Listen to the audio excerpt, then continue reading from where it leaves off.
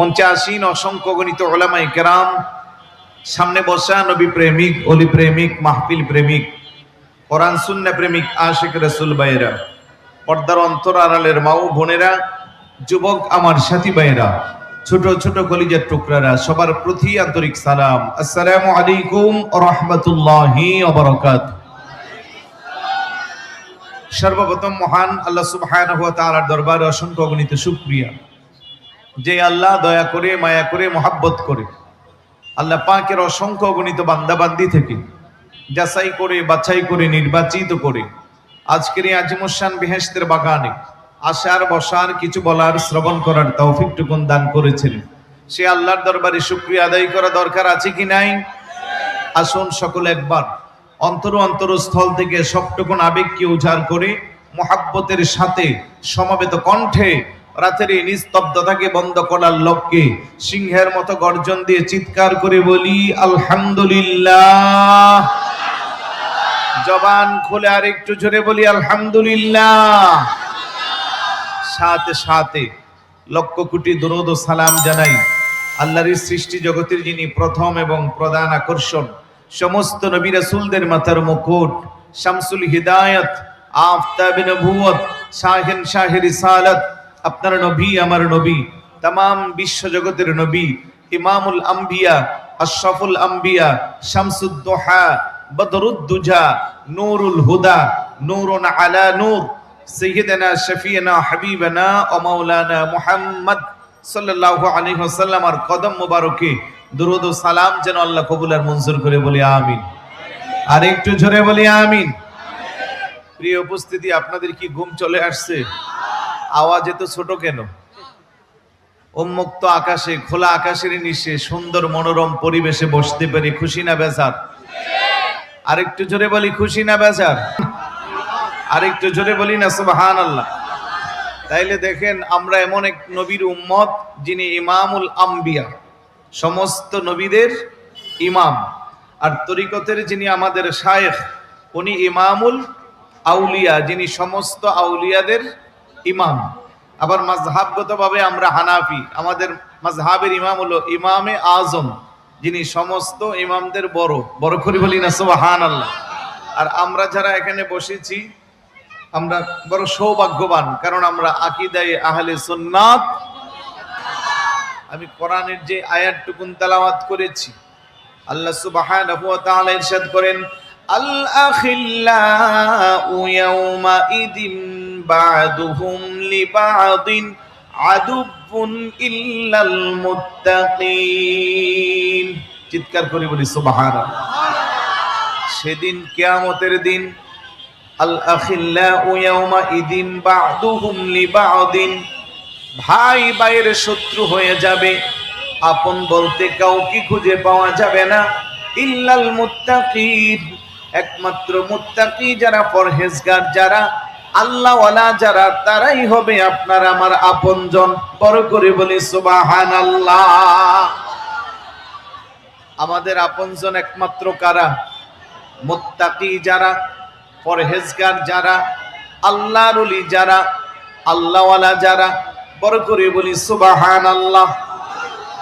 আল্লাহর ওলিদের পথে মতে তাদের প্রতি আমাদের মহাব্বত, সহব্বত এগুলো রাখা দরকার আছে না নাই? জোরে বলুন আছে না নাই? অন্যত্র আল্লাহ বলেন, আলা ইন্না আউলিয়া আল্লাহি লা খাউফুন আলাইহিম ওয়ালা হুম ইয়াহজানুন। আল্লাহ বলে, খবরদার, সাবধান, নিশ্চয়ই আমার ওলি যারা, আমার বন্ধু যারা, লা খাউফুন আলাইহিম, তাদের কোনো ভয় নাই, ওয়ালা হুম ইয়াহজানুন, তাদের কোনো চিন্তা নাই। মুফাসসিরিন কিরাম বলেন, লা খাউফুন আলাইহিম ফিদ দুনিয়া, দুনিয়াতে তাদের কোনো ভয় নাই, ওয়ালা হুম ইয়াহজানুনা ফিল আখিরাহ, আখিরাতে তাদের কোনো চিন্তা নাই। চিৎকার করে বলি সুবহানাল্লাহ। আল্লাযীনা আমানু ওয়া কানু ইয়াত্তাকুন, যারা ঈমান এনেছে, মুত্তাকি, তারা পরহেজগার, তাদের ব্যাপারে কথাগুলো বলা। এখন বলেন, ওলি আল্লাহর কথা কোরআনে আছে না নাই? আর একটু জোরে বলুন আছে না নাই?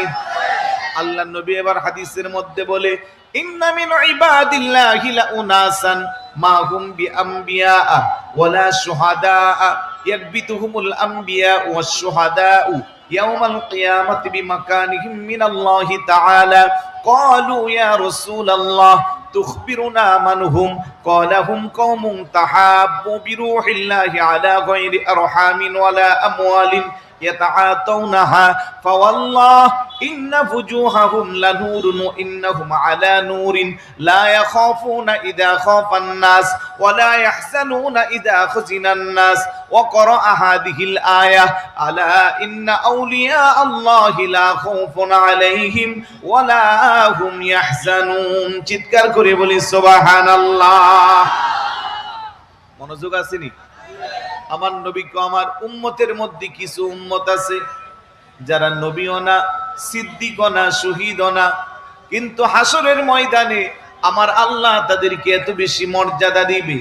একটা সিংহাসনের মধ্যে, নূরের সিংহাসনে যারা বসবে, তাদের চেহারাগুলা নূরে নূরান্বিত হয়ে থাকবে।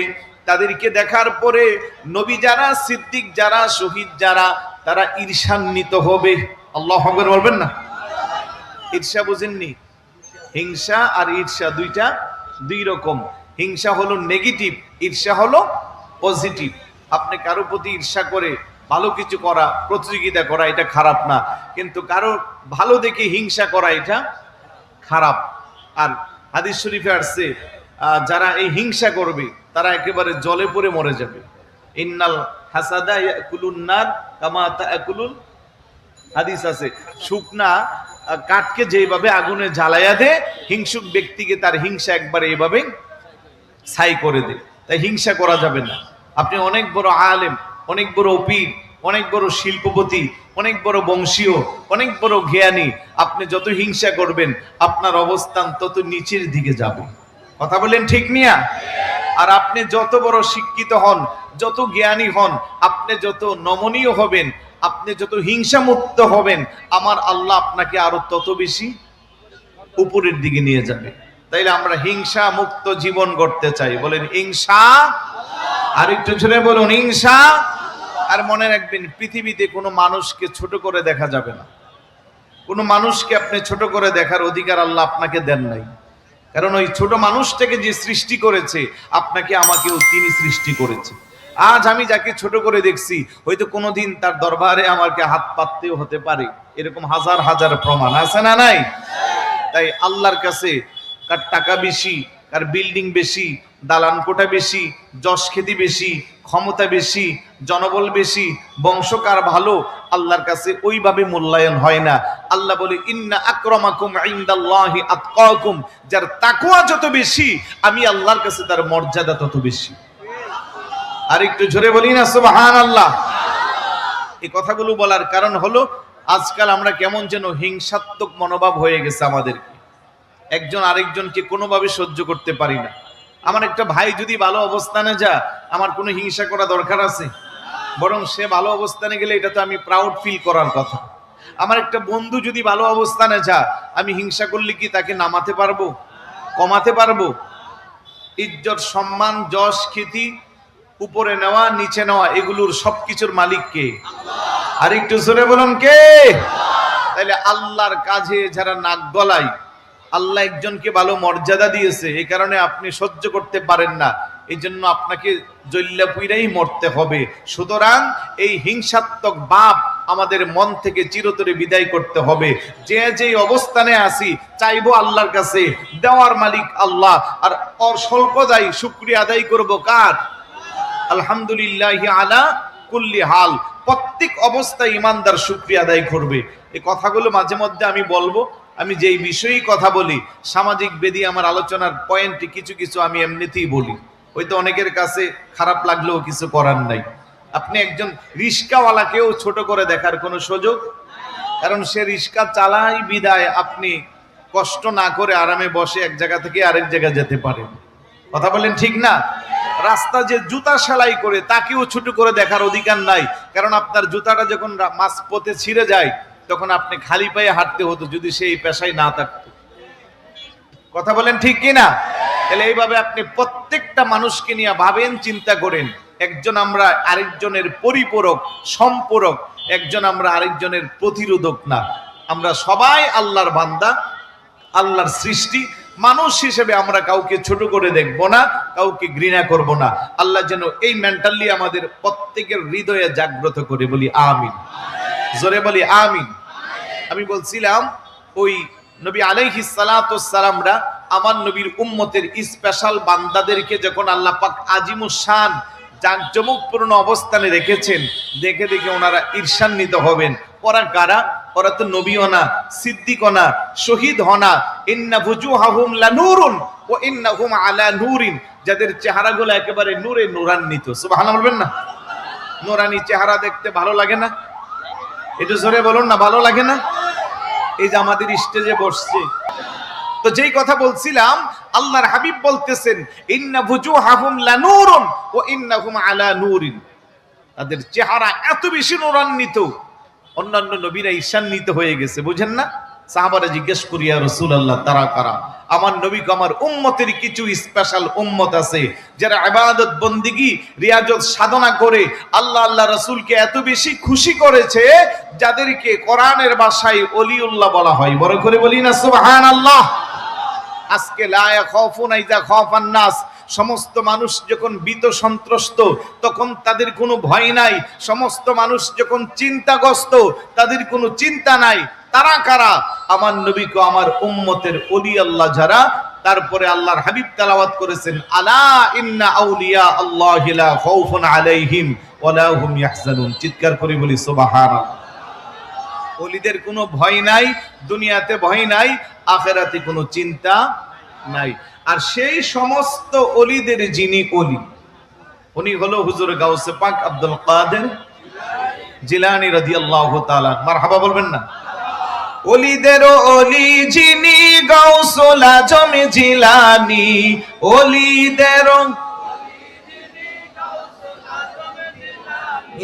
বাগদাদে জন্ম কুতুবে রাব্বানি, বলেন বাগদাদে জন্ম কুতুবে। খারাপ লাগতেছে নাকি আপনাদের? একটু গাউসে পাকের শান বললে ভালো লাগবে তো। তাহলে আমার সাথে বলেন, ওলিদের ওলি যিনি গাউসুল আজম জিলানী, ওলিদের বাগদাদে জন্ম কুতুবে রাব্বানি, বলেন বাগদাদে জন্ম কুতুবে। বংশ তোমার হাসানে হুসাইনি, তুমি হইলা হযরত আলী, মা ফাতেমার নয়নের মনি। সুবহানাল্লাহ বলবেন না? বলেন বংশ আপনার হাসানে হুসাইনি, আপনি হলেন হযরত আলী, মা ফাতেমার নয়নের মনি। একটু দিদারে দেখান আপনার উহে গাউসে সামদানি, একটু দিদারে দেখাও তোমার উহে গাউসে সামদানি। বাগদাদে জন্ম কুতুবে, ই বলেন বাগদাদে জন্ম কুতুবে। ওলিদের ওলি যিনি গাউসুল আজম জিলানী, ওলিদের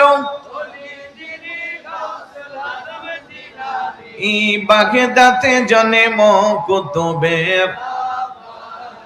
ই বলেন বাগদাদে জন্ম কুতুবে। জোরে বলি মারহাবা। আরেকটু জোরে বলি মারহাবা। হুজুর গাউসে পাক